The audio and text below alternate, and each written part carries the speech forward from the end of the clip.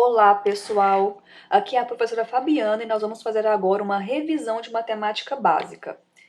Nesta revisão, nós iremos falar de noções de lógica e teoria de conjuntos, abordando apenas os símbolos que nós vamos utilizar com mais frequência em qualquer curso de exatas, os conjuntos numéricos, onde nós vamos dar uma atenção para a operação com as frações e também com os decimais, e falaremos de equações, algumas regrinhas de como nós iremos resolver equações e colocaremos alguns exemplos para ilustrar. Então vamos lá. Noções de lógica e teoria de conjuntos. Então nós temos aqui os quantificadores. O quantificador universal, que é o para todo, e o existe. Os símbolos estão aqui e a gente usa bastante estes dois quantificadores. Já os conectivos são o i, que pode ser representado com este símbolo, o ou, representado com este outro símbolo. Esta setinha é o se então, ou então implica. O se, somente se, que tem as duas pontas, e este aqui, esse til, significa não. Os conectivos vocês vão utilizar com mais frequências numa linguagem computacional, em um algoritmo, em uma linguagem de programação. Mas o se, então, e o se, somente se, é muito utilizado na matemática também. Relação entre elemento e conjunto. Nós temos aqui o pertence, por exemplo, x pertence a A, ou seja, o elemento x pertence ao conjunto A. Vocês vão observar que quando você está relacionando elemento com conjunto, o símbolozinho é sempre esse pertence. Ou então o não pertence, que é quando o elemento não pertence ao conjunto. Então, x não pertence ao conjunto A. O elemento x não pertence ao conjunto A. Nós temos as relações entre conjuntos. Quando você relaciona conjunto com conjunto, não é o pertence e o não pertence que se utiliza. São esses outros símbolos aqui, ó. O está contido, o não está contido, o contém e o não contém.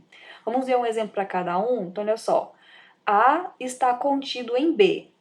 A está contido em B acontece se e somente se, aqui eu coloquei esses exemplos para tentar utilizar os conectivos que a gente introduziu ali atrás.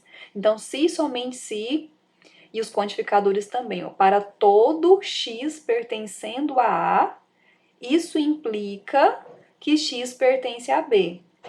A gente pode ler também se para todo x pertencente a A, então, a setinha pode ser então, x pertence a B.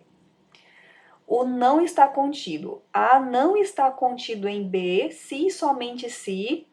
Será que para A não estar contido em B, todos os elementos de A precisam não estar em B? Não, né? Basta que pelo menos um elemento de A não esteja em B, para a gente já falar que o conjunto A não está em B. Então, por isso que a gente usou aqui o existe. Então, olha só, o A não está contido em B se e somente se existir um elemento X em A, tal que esse elemento não esteja em B. Isso já é suficiente para o A não estar em B. Agora, o símbolo contém, ó, B contém A. B contém A se e somente se para todo x em A, todo elemento de A, implica que esses elementos também são de B. Então, quer dizer que o conjunto B todinho vai estar lá dentro, o A todinho vai estar lá dentro de B. E o não contém, B não contém A se e somente se existir um elemento x em A, tal que esse elemento não seja elemento de B, certo? Operações entre conjuntos. Nós temos aqui a operação de união. Então, A união com B é igual a C. A união com B é o conjunto C, se e somente se para todo elemento do conjunto C, esses elementos eles podem ser do conjunto A ou então podem ser do conjunto B. Aqui, ó, usei esse exemplo para colocar o conectivo ou. Então, a união está relacionada com esse conectivo ou. Existe aqui uma flexibilidade. ou o elemento está em A ou o elemento está em B, para que ele esteja em C, na união de A em B.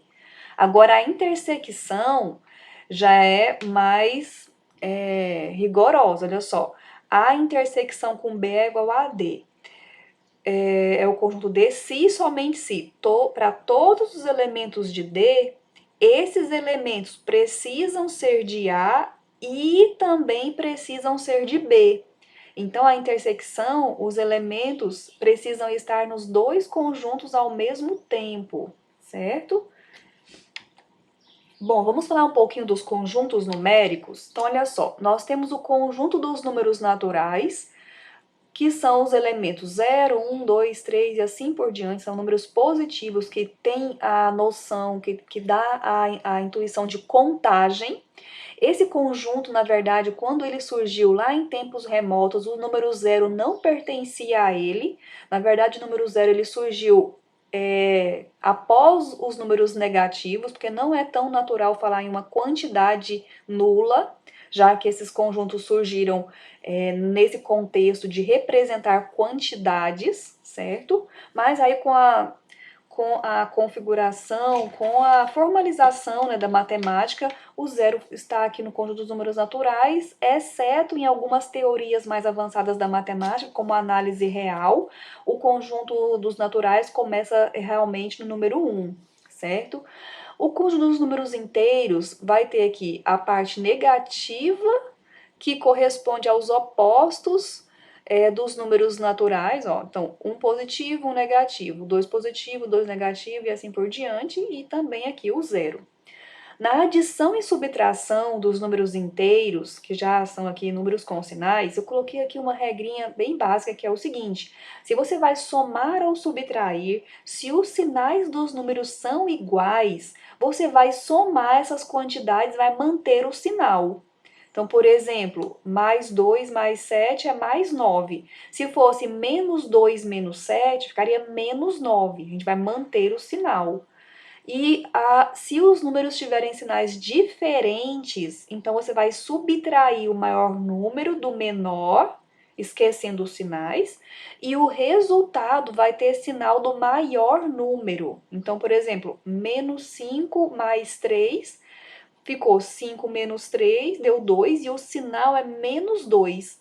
Aqui vocês podem tentar contextualizar da seguinte forma: por exemplo, você fez uma compra, você está devendo 5 reais e você tem 3 reais. O seu débito é de 5 reais e o seu crédito é de 3 reais. Então você vai, no final das contas, o que aconteceu lá com o seu dinheiro? Você está devendo 2 reais. Tá? Então, o negativo aqui é nesse contexto de falta, certo? A multiplicação e a divisão. Se os sinais são iguais, o resultado vai ser sempre positivo, e se os sinais são diferentes, o resultado vai ser sempre negativo, tanto na multiplicação como na divisão. Por exemplo, menos 2 menos 3 é mais 6. E uma divisão, se fosse aqui, 6 dividido por menos 2 vai dar menos 3. Se fosse menos 6 dividido por menos 2, vai dar mais 3. Então, sempre que os sinais são iguais, o resultado é positivo. Sempre que os sinais são diferentes, o resultado vai ser negativo. Isso na multiplicação e divisão. Essas aqui, pessoal, são regras que nós vamos ter que fixar estas regras, porque é como se fossem as regras do jogo, juntamente com essa página aqui também, que são as regras operacionais dos números racionais. Então, os números racionais são números constituídos por este formato A sobre B, que é uma fração, onde A é o numerador e B é o denominador, sendo que o B vai ser sempre diferente de zero. Aqui nós vamos abrir um parêntese para chamar a atenção que os conjuntos anteriores, eles também podem ser considerados formados por frações, basta colocar o denominador igual ao número 1. Então, quer dizer que os naturais e os inteiros estão contidos aqui nos números racionais, certo? Aqui nós colocamos alguns exemplos de números racionais, ó, 2 terços, menos 1 quarto, 5, menos 1, 15 sobre 2, certo? E como é que nós vamos operar esses números racionais? Como é que são as operações? Aqui nós temos a soma e a subtração de frações com os mesmos denominadores. Então, quando os denominadores são iguais, basta você conservá-lo e vai operar os numeradores. Então, vai ficar A mais B, ou então A menos B dividido por C. O problema acontece quando os denominadores são diferentes. Nem é um problema, né? Nós só vamos ter que fazer um ajeitamento. Vamos ter que reescrever o número. Por exemplo, pessoal, se a gente escrever o número 2 sobre 4, esse número não é equivalente ao número 1 sobre 2, porque a gente efetua uma divisão no numerador e no denominador por 2.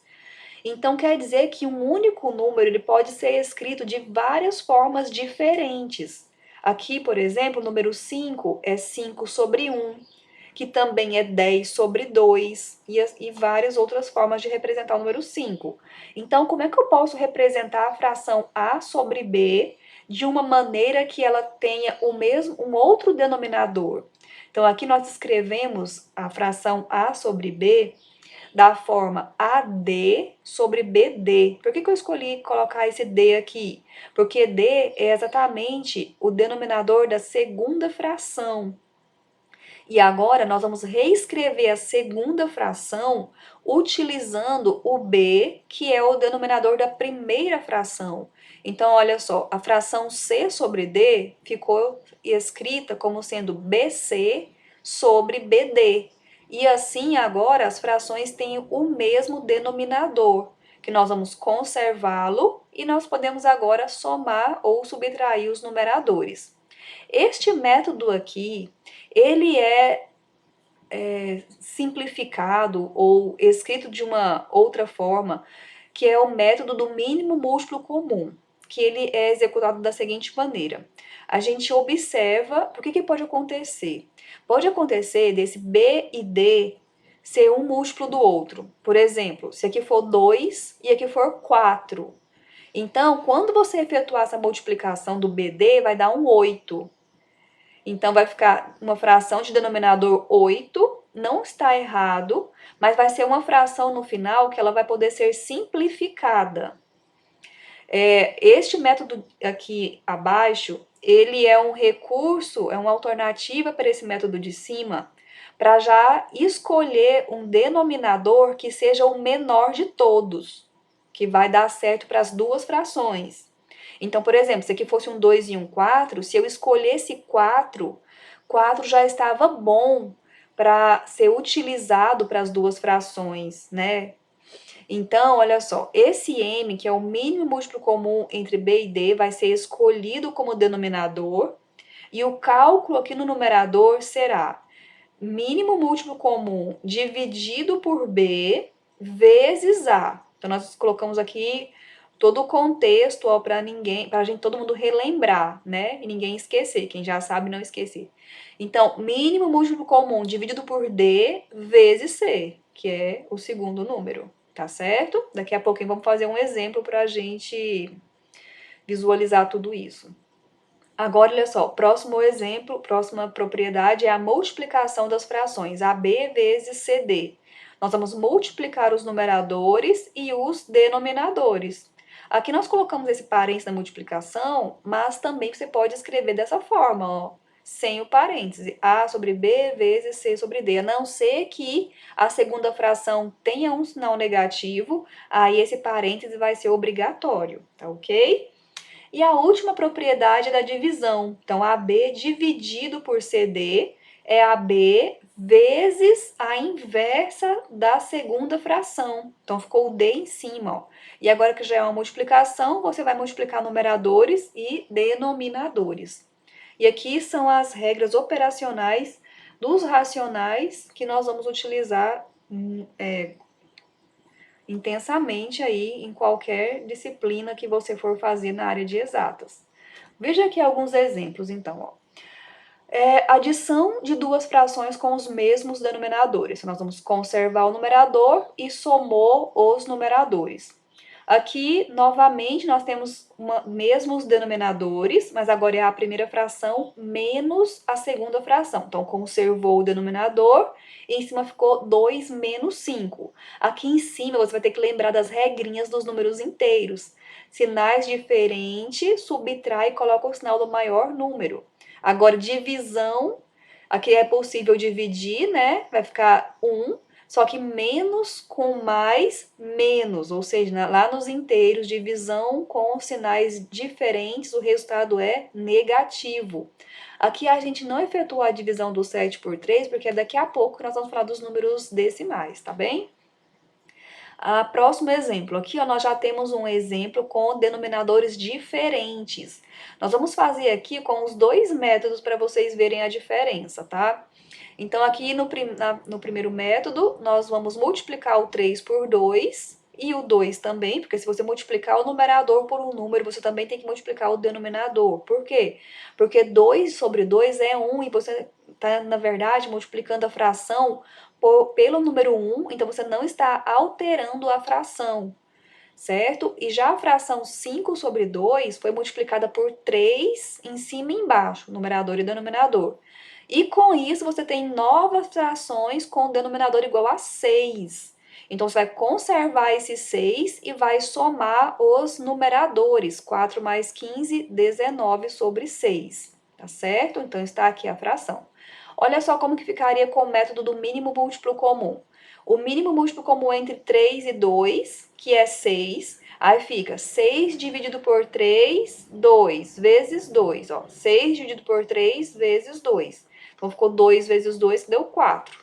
E 6 dividido por 2, 3 vezes 5, ó, que deu 15. Então, 4 mais 15, 19.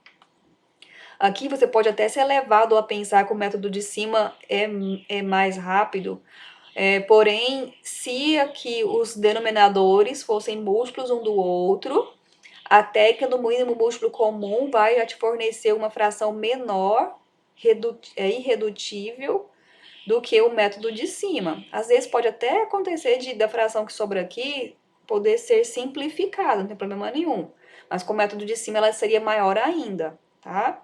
Mas os dois métodos são bons, vai ficar a seu critério aí qual é o método que você vai escolher para resolver os seus exercícios. E aqui é um exemplo com uma subtração, ó, 6 dividido por 3 vezes o numerador. 6 dividido por 2 vezes o numerador. O sinal que está aqui na fração, ele é repetido aqui. Esse cálculo aqui, ó, ele pode ser, quando você entender esse método direitinho, você já vai escrever esta parte aqui da solução, ó, vai fazer da seguinte maneira. 6 dividido por 3, já faz mentalmente, é 2. 2 vezes 2 já dá 4. 6 dividido por 2 é 3. 3 vezes 5 é 15. Então, na verdade, você passa daqui para cá, mas nada impede que, se você quiser fazer esses passos intermediários, você pode fazer. O importante é vocês perceberem que na matemática você é livre para fazer os passos intermediários, contar nos dedos se for preciso, usar o rascunho. A matemática não é uma decoração, decorar apenas os cálculos e os métodos. Você precisa compreender e você pode utilizar os seus rascunhos para fazer os passos intermediários sempre que for necessário.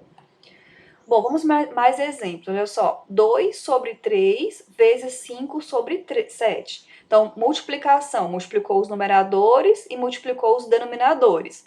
Divisão, conservou a primeira e multiplicou pela inversa da segunda. Virou multiplicação, que multiplica numeradores e multiplica denominadores. Aqui multiplicação ainda, só que a segunda fração ela é negativa, então o parêntese foi obrigatório. Então, nós colocamos 2 vezes menos 5, 3 vezes 7. Aqui, multiplicação de sinais diferentes deu negativo, ó. Aqui já foi colocado imediatamente, ó, resposta direta. Ficaria menos 10 sobre 21. Aí, menos com mais de baixo, a fração fica com o sinal negativo, tá? E aqui, ó, as duas frações são negativas, então o resultado ficou positivo, olha só. E vai aplicar a regrinha da divisão, conservou a primeira, multiplicou pela inversa da segunda, multiplicou os numeradores e multiplicou os denominadores. Bom, vamos falar um pouquinho agora sobre a representação decimal das frações. Pessoal, a fração P sobre Q ou A sobre B, como a gente começou a escrever ali atrás, esse tracinho significa literalmente uma divisão.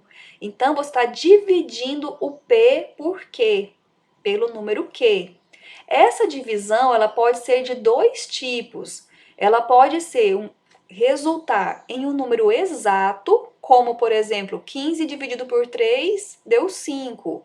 1 dividido por 2 deu 0,5. Você tem uma quantidade finita de números. Mas essa divisão, ela também pode te dar uma quantidade infinita de números, são aqueles casos que você vai dividindo e o resto ainda é maior que o divisor, e você vai poder colocar aquela vírgula que te dá direito a acrescentar um zero, e você continua dividindo e continua sobrando um resto maior que o divisor, e isso não para nunca. Então, estes exemplos caracterizam as dízimas periódicas. Por exemplo, se você dividir 1 pelo número 6, faça aí no seu rascunho, 1 dividido por 6. Então, 1 dividido por 6, 1 é pequeno, então vou colocar um zero e uma vírgula, que eu vou ter direito a acrescentar um zero aqui. Então, ficou 10 dividido por 6. 10 dividido por 6 dá para colocar o número 1. 1 vezes 6, 6. Aí vai sobrar aqui, eu só tenho 10, menos 6, sobrou 4, né? Aí eu vou colocar aqui, essa vírgula que já está aqui, já te dá direito a um zero. Então, eu vou colocar aqui um zero, então ficou 40. 40 dividido por 6, eu posso colocar o número 6. 6 vezes 6 dá 36. Só que 40 menos 36 sobra 4. E o 4, ainda eu posso colocar essa vírgula, a vírgula que está lá ainda dá direito a um zero, então 40, vai virar o 40 de novo, né? E eu posso continuar fazendo essa divisão e sempre poder colocar esse número 6 e não paro esse processo nunca. Então, quando tem esse número infinito que se repete aqui, você pode colocar uma barra em cima dele para representar esse fato, e este número é chamado de período.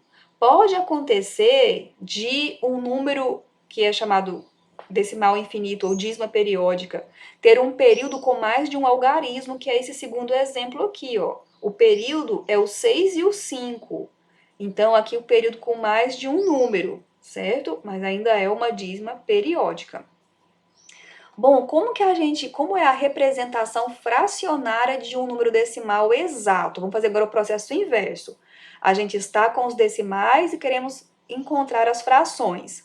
Se os números são exatos, o processo é bem imediato. Tem uma regra para seguir. Então, vocês estão vendo, pessoal, que essa aula aqui é cheia de regras. São as regras principais da matemática básica que nós vamos ter que guardá-las para ser utilizada em qualquer área de exatas que você for trabalhar, certo? Então, olha só, 0,5. A regrinha é o seguinte, vai ser a fração que representa um número decimal exato. O seu numerador é formado pelos números que estão antes da vírgula, seguidos dos números que estão depois da vírgula. Aqui, neste caso, que quando só tem o zero antes da vírgula, ficaria 0,5. Mas 0,5, esse zero, ele pode ser desconsiderado. Então, ficou apenas 5. E nós vamos dividir pelo número 1, seguido de uma quantidade de número zero, que corresponde à quantidade de números que existe depois da vírgula. Então, se depois da vírgula existe um número só, é um zero. Então, é o 10. Então, nós vamos fazer 5 dividido por 10. E aqui você pode fazer as simplificações que forem possíveis. Então, nós dividimos aqui embaixo e em cima por 5 e a fração foi 1 sobre 2, certo? Meio. Agora, o decimal 25,47. O número antes da vírgula é o 23 e depois da vírgula 47. E nós temos dois números depois da vírgula. A gente fala que são duas casas decimais depois da vírgula. Então, dividiu por 100. Então, esse aqui é a fração correspondente a esse número decimal. E na letra C, nós temos 0,0062. Então, ó, antes da vírgula é 0, depois da vírgula 0062. Tudo que estava de zero antes do 62, ele foi desconsiderado, tá vendo, pessoal? E nós dividimos aqui por 10.000, porque nós temos agora 4 números depois da vírgula, 4 casas decimais. E nós observamos que todos os dois números eram possíveis de serem divididos por 2. A divisão por 2 é bem fácil de você observar, basta você ver se os dois números são pares. Se os dois números são pares, divide por 2. Você sempre vai conseguir simplificar um pouquinho. E chegamos aqui nesta fração, certo? Que é a fração correspondente a este número decimal. Esta fração aqui também está correta, os dois resultados estão corretos. A gente sempre tenta chegar numa fração irredutível, certo? Mas essa aqui também não estaria incorreta, não. Agora, vamos ver uma técnica de você encontrar a fração para as dízimas periódicas, que são chamadas as fração geratriz. Então, quem é a fração geratriz de uma dízima periódica? O método para você encontrar essas frações é o seguinte, ó. Você vai começar escrevendo uma equação, chamei de equação 1. Vai colocar x é igual a dízima periódica. Nós estamos representando dízima periódica por dp.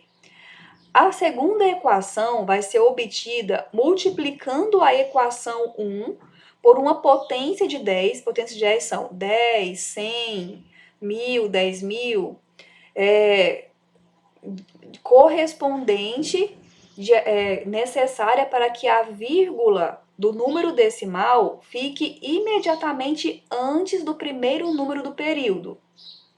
E a equação 3 vai ser a equação obtida multiplicando a equação 1 por uma potência de 10 para que a vírgula fique após o último número do período. Feito isso, você vai agora fazer a equação 3 menos a equação 2. E assim você vai conseguir encontrar a fração geratriz. Vamos traduzir isso com um exemplo, olha só. Vamos encontrar a fração geratriz dessa dízima aqui, ó, 2,1656565. Este número aqui ele foi apresentado lá atrás nos exemplos de dízima periódica. Então, o primeiro passo é escrever a equação 1, ó, x é igual a 2,1656565, que também poderia ter escrito assim. A gente deixou assim para poder observar bem aqui como que a vírgula vai se movimentar, mas aqui também estava ótimo, olha só. A primeira equação, pessoal, se essa vírgula já estivesse antes do período, imediatamente aqui, ó, antes do 6, a equação 2 vai coincidir com a equação 1, você não vai fazer nada na equação 2. Nesse exemplo aqui, esta vírgula tem que ser deslocada uma vez para atender a equação 2. Então, para deslocar a vírgula uma vez só, a gente multiplicou a equação por 10. Então, ficou 10x é igual a 21,65. Então, ficou assim, ó. 10x é igual a 21,65. Agora, a próxima equação, que é a equação 3, essa vírgula vai ter que ficar depois do 5. Então, ela vai ter que ser movimentada 3 vezes. Então, nós vamos multiplicar por 1.000. Então, ó, 1.000x é igual a 2,165, vírgula, aqui para frente não continua a dízima, 65, 65, 65, então vírgula 65 barra.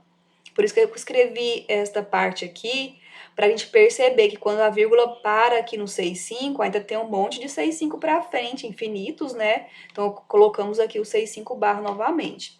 Agora, o último passo é fazer a equação 3 menos a equação 2. Vocês vão observar que com isso, a parte decimal dos dois números, como são iguais, depois da vírgula vai ficar zero.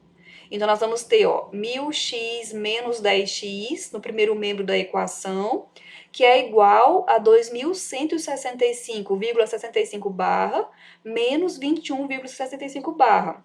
Fazendo essa continha aqui, vai ficar 2.165 menos 21, 65 menos 65, e vai ficar esse número aqui, 2.144, e agora o 190 que está multiplicando vai passar dividindo, e aqui nós temos a fração geratriz.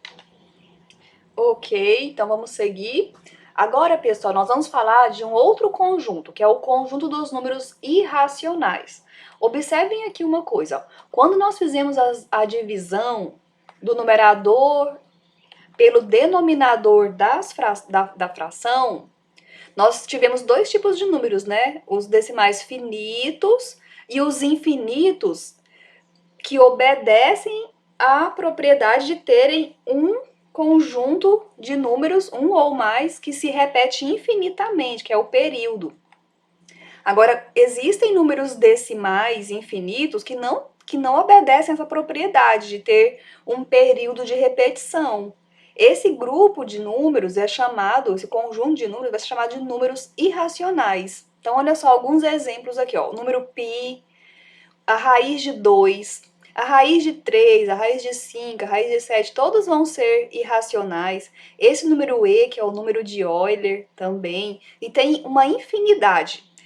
Aqui nesse próximo slide, este desenho, ele ilustra todos os conjuntos que nós falamos até agora, e unindo todos eles, nós temos o conjunto dos números reais. Então, o conjunto dos números reais é a união, lembra aquele símbolo de união que nós vimos lá no início?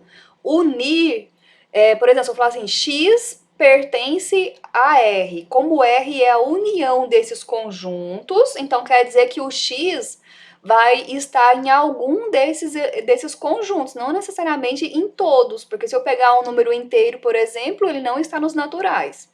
Se eu pegar um número racional, ele não está nos inteiros, também não está nos naturais. Mas se eu pegar um natural, ele está em todos, né?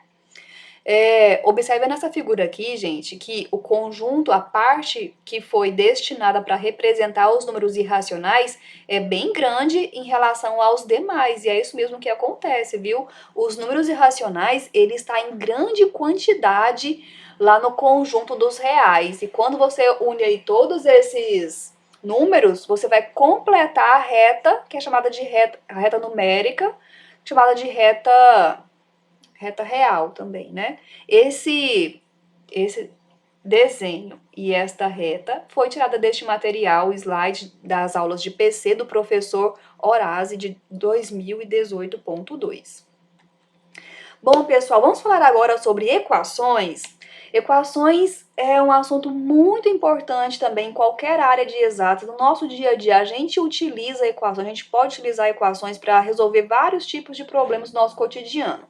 E também possuem regras que devem ser obedecidas para que você consiga encontrar o valor das variáveis. Então, uma equação, ela é composta de variáveis e números reais. Uma variável ou mais variáveis. Nós vamos colocar aqui uma variável apenas e números reais que estão sendo representados aqui pelas letrinhas A e B, tá certo? Então, vejam só, primeira propriedade que nós temos. Se AX é igual a B, nós vamos colocar na nossa mente que nós queremos isolar a variável X. Para isolar x, você vai observar onde o x aparece. O x aparece nesse termo aqui que está com A, então é o AX. O que A está fazendo aqui? Qual é o papel? Como A está atuando aqui nesse termo? O A está multiplicando o x. Então, você vai sempre pensar na operação inversa. Então, as operações que nós temos nos números reais, existem as suas respectivas inversas. Então, a inversa da adição é a subtração, a inversa da multiplicação é a divisão. E vice-versa. Então, aqui o A está multiplicando o X. Então, o A que vai mudar de membro. O B, pessoal, ele não vai... o B já está na posição certa, na posição correta. Então, você não vai mexer no B. Você vai mexer apenas no A. E o A vai mudar de membro. Ele vai mudar de membro com a operação inversa. Então, não coloquem... Vamos desmistificar aquele fato que mudou de membro, troca de sinal. Não é isso. Mudou de membro... A operação inverte, certo? Então, mudou de membro, a operação inverte. Então, se está multiplicando, vai dividindo o segundo membro. Aqui eu coloquei A de frente de zero, porque a gente não pode dividir por zero. Veja um exemplo aqui, ó. 2x é igual a 5. Então, quer dizer que x é igual a 5 dividido por 2, porque o 2 está multiplicando, passou dividindo, ok? Olha só. X dividido por A é igual a B. Como que o A está atuando aqui nessa parcela, nesse termo que o X também está? O A agora está dividindo. Qual que é a operação inversa da divisão? A multiplicação. Então, para o A sair desse membro aqui e ir para o segundo membro, ele vai ter que ir multiplicando. E aqui, olha só, ficou x é igual a A vezes B. E aqui também o A diferente de zero. Então, ó, x sobre 3 é igual a 4. X é igual a 4 vezes 3. X é igual a 12, certo? Essa próxima, ó, A mais x é igual a B. Então, como que eu quero isolar o x? O objetivo é isolar o x. Eu quero retirar esse A. O A agora não multiplica x. O A está aqui numa operação de adição ou subtração. O A tem sinal positivo, tá? Então, agora ele vai mudar de membro. Eu podia escrever aqui, ó, reescrever essa sentença como sendo x mais A. Para ficar mais claro que o A é positivo, x mais A. Então, o A vai mudar de membro. Então, ele vai passar como menos A. Porque agora ele veio subtraindo. Ele estava somando com x. Era x mais A. E ele foi para o segundo membro com a operação inversa da adição, que foi a subtração. Que é a subtração. Então, ó, 2 mais x. Ou então x mais 2, para ficar mais claro. Então, vai mudar de membro 2. Então, ficou o 5 que já existia no segundo membro, menos 2, porque o 2 saiu do primeiro membro e foi para o segundo membro com a operação inversa. E se fosse menos A mais x, ou então x menos A, quando esse A mudar de membro, ele vai com a operação inversa. Então, ficou mais A. Então, era B mais A. Já tinha B, né? Então, ficou B mais A. Olha só, menos 2 mais x é igual a 5, x é igual a 5 mais 2, x é igual a 7. Ok? Bom, nós temos também outras propriedades que dizem respeito a cancelamento. Então, olha só, se existe o A, tanto no primeiro membro como no segundo membro, e ele está somando aqui, no caso, se você passar esse A para o segundo membro subtraindo, ele vai ser cancelado com este A que já existe no segundo membro. Vai ficar A menos A que vai dar zero. Então, por isso que quando a gente está assistindo alguma aula e a professora observa, existe um termo igual no primeiro membro e no segundo membro, vamos cortar. Ele está aplicando esta propriedade do cancelamento. Então, vai ficar x é igual a b. Mas você pode fazer o passo a passo se quiser. Passar o A para cá, veio subtraindo, aí vai com esse A dar zero e fica só B. Olha o exemplo. 2 mais x é igual a 2 mais 6. Então, x é igual a 6, certo?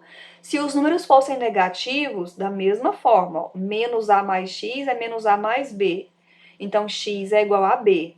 Exemplo, menos 2 mais x é menos 2 mais 6. X é igual a 6. Próxima regrinha do cancelamento. AX é igual a AB. Então, x é igual a B. Eu posso pegar esse A, passar dividindo o segundo membro, supondo que A é diferente de zero. Aí vai simplificar o A com A, porque A dividido por A vai dar 1, né? E 1 vezes B é B. Então, x é igual a B. Exemplo, ó, 4x é igual a 4 vezes 5, x é igual a 5. Algumas vezes, pessoal, quando a gente está resolvendo uma equação grande, com várias multiplicações, às vezes é até legal você deixar as multiplicações todas indicadas, como se fosse uma fatoração, e executar só no final, porque pode acontecer a possibilidade de haver simplificações no decorrer dessas contas. Aí você não precisa ficar fazendo multiplicações e trabalhando com números grandes, certo? O próximo cancelamento que nós temos, ó, x sobre A é igual a B sobre A. Agora, nós temos aqui os mesmos denominadores para as frações. Então, você vai fazer x é igual a B. Aqui, se você fosse seguir as regras anteriores, esse A do primeiro membro passaria multiplicando a fração do segundo membro. Vai ficar AB sobre A. Aí simplificou A com A, que é A sobre A que deu 1. 1 vezes B deu B, certo? Então, ó, x sobre 5 é igual a menos 6 sobre 5. Então, simplificou 5 com 5, x é igual a menos 6. E esta última aqui é para mostrar que não tem como simplificar nada, porque não tem termos em comum. Então, aqui nós vamos aplicar a regrinha da multiplicação dos meios é igual à multiplicação dos extremos. Então, c vezes x é igual a vezes b. Aqui nós colocamos os denominadores diferentes de zero. Então, nós temos, ó, x sobre 5 é igual a menos 11 sobre 4. Então, vai ficar 4x é igual a menos 11 sobre Menos 11 vezes 5 deu menos 55. E o próximo passo aqui seria colocar x é igual a menos 55 sobre 4, né? Muito bem. Vamos ver alguns exemplos? Então, olha só. Vamos resolver essa equação. 10x mais 16 é igual a 14x mais 8. Essa primeira solução aqui, ela foi feita passo a passo para mostrar para vocês as propriedades que estão sendo utilizadas. E aqui à direita já é o método prático, forma direta, usando essas regrinhas que nós acabamos de falar. Então, olha só. O método passo a passo seria o seguinte, ó. Eu quero tirar o 16 do primeiro membro. Então, nós vamos acrescentar menos 16 em ambos os membros da equação. Então, vai ficar menos 16 mais 16 deu zero. Aí, o 16 sumiu do segundo membro, mas ele vai permanecer aqui no... Sumiu do primeiro membro, mas ele permaneceu aqui no segundo membro e nós fizemos 8 menos 16, que deu menos 8. Agora, você quer tirar o 14x do segundo membro. Então, agora vai subtrair menos 14x em ambos os membros. E deu zero no primeiro membro, e aqui deu zero no segundo membro, e no primeiro membro ficou 10x menos 14x, que é menos 4x. Aí aqui teve uma opção, por opção você pode multiplicar a equação toda por menos 1, multiplicamos, ficou 4x igual a 8, e agora passo 4, ó, esse passo 4 dividindo 8 é a mesma coisa de dividir em ambos os membros por 4. E aí 4 por 4 deu 1, sobrou só x, e 8 por 4 deu 2. Isso aqui é para mostrar as regrinhas que são utilizadas, o passo a passo das regras. Mas essa forma aqui, ó, como nós já vimos as propriedades, você pode tranquilamente aplicar esta forma direta. Então, olha só, eu quero encontrar o valor de x nessa equação. Então, você já sabe que para você isolar o x, basta aplicar as operações inversas que estão sendo utilizadas aqui. Então, mais 16 vai para o segundo membro com a operação inversa. Então, ficou menos 16. O mais 14x veio para o primeiro membro, então veio menos 14x. Essa história de mudar de membro, tanto faz se você muda do primeiro para o segundo, como do segundo para o primeiro. Sempre vai ter que aplicar, vai ter que adotar as operações inversas, ok? Então aqui, ó, sinais diferentes, os termos são semelhantes, vai subtrair e dar o sinal do maior número, então ficou menos 4x igual a menos 8, porque aqui tinha um sinal de menos, ó, pessoal, corrijam aqui colocando menos, aqui tá certo. Aí, nós vamos pegar agora esse menos 4, tá multiplicando x, passou dividindo o segundo membro. Então, menos 8 dividido por menos 4 deu mais 2. Sinais iguais, a divisão é positiva. Próximo exemplo, aqui nós temos uma equação que tem, para ser resolvida, executar a propriedade distributiva. Então, nós vamos começar aqui, ó, multiplicando 4 vezes 5x, 20x. 4 vezes menos 3, menos 12. Menos 64 vezes 3, façam aí no rascunho. Sempre que a multiplicação for grande, não tiver como você fazer imediatamente, ou se até esqueceu alguma multiplicação lá da tabuada, você pode aqui no rascunho encontrar esta resposta. Foca na tabuada de 5, que é bem fácil, e com ela você consegue construir todas as outras multiplicações, tá? Não vamos errar por conta de resistência aí de usar o rascunho, usar os dedos, contar, tá bem? Então, ó, 64 vezes 3, fez aí no rascunho, deu esse valor aqui. Menos 64 vezes menos x, ó, menos com menos, mais. Tá bem que quando tem um número negativo multiplicando parênteses, você tem que tomar cuidado com esse sinal e adotar ele nas multiplicações usando as regrinhas de sinais. Olha de novo aqui, ó. Menos 3 vezes mais 12 deu menos 36. Menos 3 vezes menos 4 deu mais 12. Agora nós vamos fazer aqui, vamos somar os termos semelhantes. Então, ele somou aqui os termos semelhantes no primeiro membro, ó, 20x, 64x e 36x. Ele agrupou tudo, ó, para somar e deixou o x aqui em evidência. Então, somou tudo, somou aqui vai dar 64 mais 20 vai dar 84, depois menos 36, aí deu 48 positivo porque o 84 é maior. E aqui no segundo membro também executou essas operações e deu 288. Agora, para isolar o x, passou o 84 dividindo o segundo membro. E aqui já começou a simplificar um pouco essa fração que nós encontramos. Ó, o primeiro dividiu por 2. Se você já observa que era divisível por um número maior do que 2, eu poderia simplificar, porque era divisível por 4. Porque ele simplificou por 2 primeiro, e depois novamente deu para simplificar por 2, e novamente por 2. Então, e aí deu esse número aqui, que aí deu uma divisão exata. Ou então, se você estiver usando uma calculadora, pode fazer a divisão aqui, 7, já dava o número 6. Bom, a próxima equação que nós vamos resolver já tem as nossas frações. Então, nós vamos aplicar aqui a técnica do mínimo múltiplo comum. Então, olha só, os denominadores que nós temos são 4, 2 e 3. Então, usando aqui o mínimo múltiplo comum entre 4, 2 e 3, vai dar 12. Então, 12 é o denominador comum que nós vamos utilizar. Então, 12 dividido por 4, 3. 3 vezes o numerador. Deixa indicado por enquanto. A não ser que você já tenha muita habilidade aqui, não vai correr nenhum risco de errar nenhum sinal, você já vai executando. Senão, não tem problema nenhum de você fazer uma passagem intermediária. Então, 12 dividido por 6, 2. 12 dividido por 2, 6. 6 vezes o numerador. Cuidado com esse sinal, ó. Ele foi colocado aqui, ó. 6 vezes o numerador, que é igual. Aqui no segundo membro também vai adotar o denominador 12. Embaixo do 2x tem 1. Então, 12 dividido por 1, 12 vezes 2x. E 12 dividido por 3, 4 vezes esse número aqui. E o sinal que nós vamos adotar é o menos. Agora aqui, vamos usar a distributividade. 3 vezes 3x, 3 vezes menos 2, menos 6 vezes 4, menos 6 vezes menos x, 12 vezes 2x, menos 4 vezes 7x e menos 4 vezes menos 2. Aqui, ó, pessoal, tudo sobre 12, né? Já pode cortar. Aqui eu coloquei vezes 12, porque essa propriedade aí de cortar é como se você estivesse multiplicando em cima por 12, mas pode considerar isso aqui que nós já vimos a regrinha, né? Então, simplifiquei.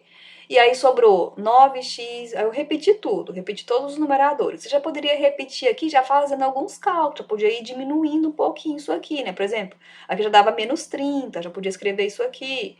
Aqui já dava menos 4x, ou seja, já podia cortar passando dessa passagem para essa, ó. E agora eu vou isolar x. Então, o menos 4x que estava no segundo membro veio para o primeiro membro com o sinal oposto, com a operação inversa. E o menos 30 foi para o segundo membro com a operação inversa também. Aí somamos e depois isolou o x dividindo 38 por 19, que deu o número 2. Certo? Pessoal, aqui tem uma série de exercícios, apenas 7, para vocês praticarem aí as propriedades de fração e as regrinhas de resolução de equações, para que essa teoria seja realmente fixada aí para vocês. E qualquer dúvida, vocês podem entrar em contato comigo e pode colocar, às vezes, algum comentário, que eu vou postar isso aqui lá no canal do YouTube, tá? E as respostas vocês podem conferir aqui. Então, bom estudo para vocês e até a próxima!